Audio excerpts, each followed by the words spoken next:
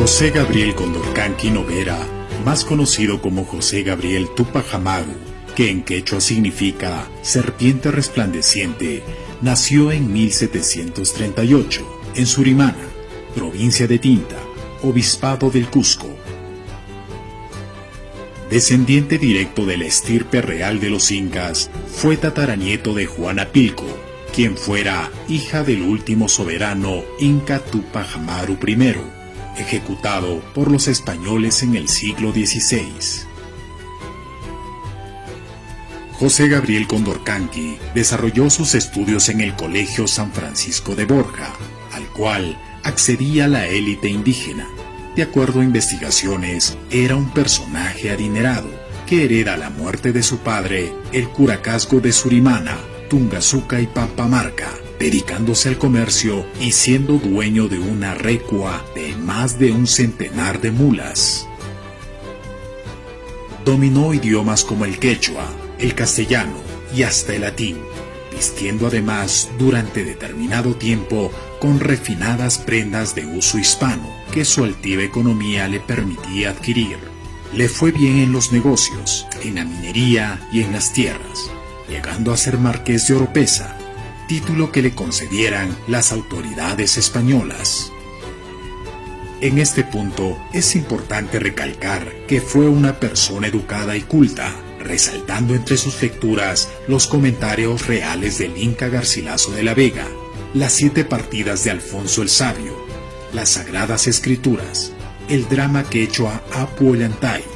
No es de extrañar entonces que en lo posterior, entre sus lecturas, también estuvieran libros y textos de Voltaire y Rousseau, personajes influyentes en la Revolución Francesa. El 25 de mayo de 1760, José Gabriel Condorcanqui Noguera contrae matrimonio con Micaela Bastidas Puyucagua, hija de Manuel Bastidas, descendiente de africanos, y de la indígena Josefa Puyucagua. La joven Micaela era de esbelta belleza y tez bronceada, con el cabello ondulado. Por sus raíces, tanto africanas como amerindias, era conocida como Samba, nombre que se daba en época colonial a las personas producto del mestizaje entre africanos e indígenas. Producto de esta unión, tuvieron 3 hijos, Hipólito, Mariano y Fernando, tomando al Cusco como ciudad de residencia. Micaela Bastidas fue su compañera de vida, de trabajo, convirtiéndose en su lugarteniente y comandando también a sus tropas. Si bien la mita existía antes de la llegada de los españoles a nuestras tierras, fue en este periodo que se depravó tal forma de trabajo, siendo el responsable de ello el virrey Toledo. Los indígenas, adultos varones, cuya edad promediaba entre los 16 y 50 años, eran obligados a cumplir con esta labor. Estas personas en su gran mayoría trabajaban en las minas, sin importar el clima, la geografía o sus horarios. En principio, el virrey dispuso que más de una docena de distritos ubicados entre Potosí y Cusco proporcionaran a una 7ª parte de los hombres adultos a un año de servicio en las minas, estableciendo un programa de trabajo que aseguraba una constante dotación de hombres para esta labor, quienes trabajaban hasta 16 horas consecutivas, y peor aún, en muchos casos sin herramienta alguna, lo que significaba trabajar solo con sus manos. Ello, sumado a las extensas caminatas de las minas hasta los lugares de fundición, daba como resultado una alta tasa de mortalidad entre los indígenas. Otras formas de trabajo abusivo era el obraje, el cual obligaba a los indígenas a trabajar en las fábricas textiles en condiciones carcelarias e infrahumanas, al punto de llegar a morir en pleno trabajo. Los pongos, indígenas destinados al servicio doméstico de las casas haciendas, no recibían sueldo alguno más que el suficiente alimento para subsistir. El éxito de la actividad comercial de José Gabriel Condorcanqui fue objeto de la presión por parte de las autoridades españolas, quienes incrementaron los tributos, afectando seriamente el desarrollo de su actividad. Pero pese a sus continuos reclamos documentados, dichas medidas continuaron. Los historiadores coinciden que uno de sus pedidos, que consistía en la liberación de los indígenas del trabajo obligatorio de las minas, fue suficiente argumento para desechar cualquier atención a sus pedidos, incluido en estos el reconocimiento de su linaje real inca, proceso judicial que duró años, pero que, como era de esperarse, no fue positivo para él.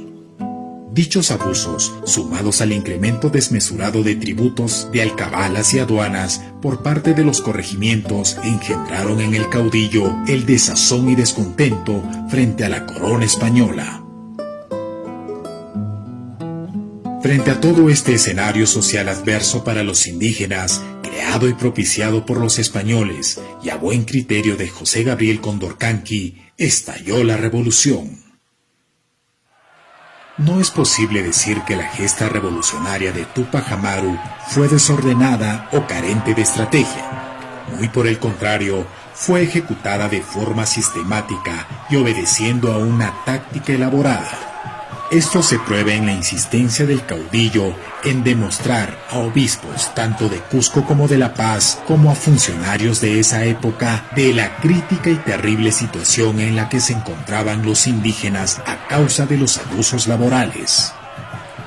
Por otra parte, en sus arengas prometía arremeter contra el entonces corregidor de Canas y Canchis, Antonio Arriaga, ello con dos objetivos fundamentales: para incrementar adeptos a la causa y para atemorizar a los españoles. Promesa que fue cumplida con la captura de Arriaga, ganando con ello mosquetes, mulas y recursos económicos que servirían para la causa, confiscando a su vez tierras y productos a otros corregidores. El 10 de noviembre de 1780 hizo ahorcar en público al corregidor en la plaza de Tungasuca, arengando a sus tropas sobre los objetivos de su movimiento, los cuales eran abolir las mitas y el reparto de efectos y erradicar a los malos corregidores, instando a los indios a unirse a él para alcanzar su propia libertad. Fue entonces cuando adoptó el nombre de su ancestro Túpac Amaru, en clara muestra de rebeldía contra los colonizadores, presentándose en lo sucesivo como el precursor y legítimo heredero de la dinastía inca, enviando emisarios para extender la rebelión por todo el Perú. De acuerdo a las tradiciones incaicas, su rebelión se sustentó en una red de parentesco, al ser capaz de movilizar en un primer momento a su propia gente y familiares de Canas y Canchis, posteriormente Quispicanchis, ello debido a que una rama de su familia residía allí. Cabe resaltar la participación de sus ex colegas como comerciantes y arrieros, quienes se sumaron a la causa junto con numerosos caciques, quienes proporcionaron pertrechos así como hombres, dando todo ello clara muestra de una organización de la revolución ideada por el caudillo. Sin embargo, la gesta no tuvo mayor impacto en provincias como Calca, Lares, Cotabambas o Abancay, al ser considerado Túpac Amaru mestizo y no un verdadero indio, motivo por el cual no obtuvo apoyo de estas tierras y de otras panacas, aflorando así las discrepancias y rivalidades étnicas existentes. No es de extrañar que muchos otros en buena posición económica, gracias a las dádivas españolas, no apoyaron la gesta de Túpac Amaru II, protegiendo y conservando su patrimonio y determinados privilegios alcanzados. En contraste a todo lo antes mencionado, el ejército revolucionario de José Gabriel Condorcanqui era de una composición étnica mixta, en la que se hallaban sectores criollos y mestizos en los altos mandos. Ello debido a que Túpac Amaru era conocedor de las conexiones y el respaldo logístico que estos poseían. Su gesta representó un levantamiento indigenista e independentista en el virreinato del Perú, ya que pedía la libertad de toda Hispanoamérica de cualquier opresión de la corona de España, declarando el rebelde inca la abolición de la esclavitud negra por primera vez en la misma Hispanoamérica el 16 de noviembre de 1780. Estos actos constituyeron una seria amenaza a la visceral economía virreinal que tenía como base el sufrimiento de los indios. Túpac Amaru se despojó de toda vestimenta europea para vestir como un noble inca, al tiempo de hacer uso de su lengua nativa, el quechua, siendo no solo perseguido, sino también excomulgado por la Iglesia Católica. El 6 de abril de 1781 es capturado y llevado a Cusco. Como era de esperarse, maniatado y encima de una mula, llegó a la ciudad una semana después de su captura. Fue recibido por el redoble de las campanas de la catedral, dando la noticia de la captura del rebelde, quien mostraba un semblante imperturbable a sabiendas de lo que le esperaba. Fue conducido y aprisionado en la capilla de San Ignacio de Loyola del convento de la Compañía de Jesús, donde fue interrogado y torturado vilmente hasta casi fallecer. Sus captores trataban en vano de arrancarle información acerca de sus compañeros de rebelión, tanto del Cusco como de otras ciudades, ya que sus tropas aún conservaban extensos territorios. Jamás confesó. Por el contrario, trató de enviar misivas escritas con su sangre, las cuales fueron interceptadas por sus captores. Pasaron semanas hasta que el 29 de abril le fracturaron el brazo derecho.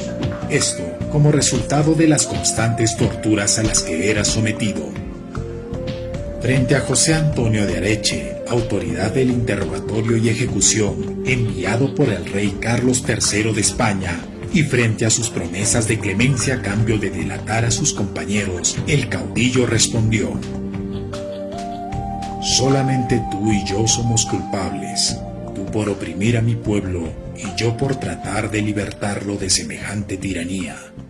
Ambos merecemos la muerte». En acto público, el 18 de mayo de 1781, en la Plaza Mayor del Cusco, fue ejecutado Túpac Amaru II, su familia y sus compañeros. Todos fueron sacados de sus calabozos y metidos en costales para ser arrastrados por caballos hasta llegar a la plaza. Frente al cadalso, Túpac Amaru fue obligado, tal y como precisaba la sentencia, a observar la tortura y ejecución de sus aliados y amigos, su tío, sus dos hijos mayores y finalmente su esposa, a quienes les arrancaron la lengua. Después de esto, los verdugos intentaron descuartizarlo vivo. Un testigo describió así los hechos. Atáronle a las manos y pies 4 lazos, y asidos estos a la cincha de 4 caballos, tiraban 4 mestizos a 4 distintas partes, espectáculo que jamás se había visto en esta ciudad. Intentaron por mucho tiempo, pero no pudieron absolutamente dividirlo, después que por un largo rato lo estuvieron tironeando, de modo que lo tenían en el aire en un estado que parecía una araña. Pero la complexión robusta del Inca no permitió el desprendimiento de sus extremidades. Quedando los verdugos pasmados por tal acontecimiento, decidieron entonces decapitarlo y despedazarlo.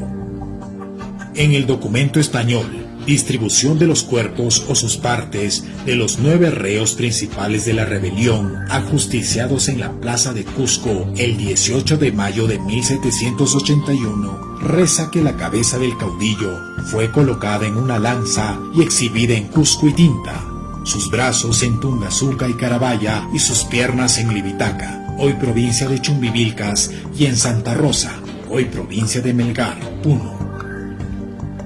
De similar forma, fueron despedazados los cuerpos de su familia y seguidores, siendo sus partes enviadas a otros pueblos y ciudades para dar espantoso ejemplo a quienes osaran desafiar la corona española. Su hijo menor, Fernando Condorcanqui, fue obligado a ver las aterradores muertes de sus padres para luego ser desterrado al continente africano, pero la nave en la que viajaba naufragó, por lo cual terminó sus días en España, muriendo en 1798. Pese a la ejecución de Túpac Amaru, el virreinato no logró sofocar la rebelión, que continuó encabezada por su primo Diego Cristóbal Túpac Amaru, al tiempo que ésta se extendía por el Alto Perú y la región de Jujuy. La tiranía europea nos proporcionó al precursor de la independencia no solo del Perú, sino de las Américas, trascendiendo fronteras geográficas y diferencias étnicas. Su nombre es repetido aún hoy como símbolo de lucha e igualdad. Pajarillo que cantabas una mañana serena, una mañana serena.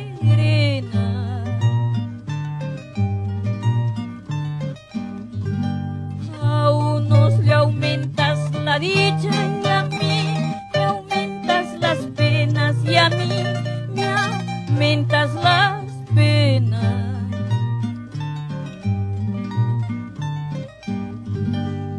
¿Recuerdas cuando anduvimos por valles y por quebradas, por valles y por quebradas?